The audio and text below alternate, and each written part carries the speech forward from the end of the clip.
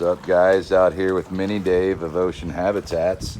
He's going to show you guys how you attach the rope from the piling to the rope to the reef that I showed you how to tie, or kind of showed you and failed at. You seen loop one through? You loop it through. Uh-huh. And then it's just like tying a knot. Uh-huh. But you're gonna loop it through again.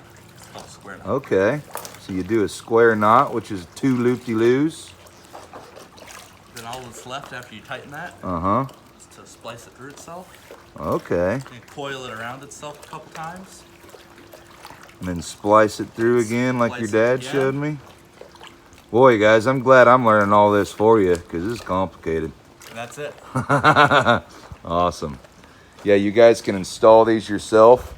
Come in the mail for 20 bucks and you put it together. Or you can hit up the Eco Preservation Project and we'll do it for you. Not a bad little spot here in Fort Myers Beach. Put in several units. We've even seen some units from last year, so it's really, really cool getting to see all the change. Thanks, Mini Dave.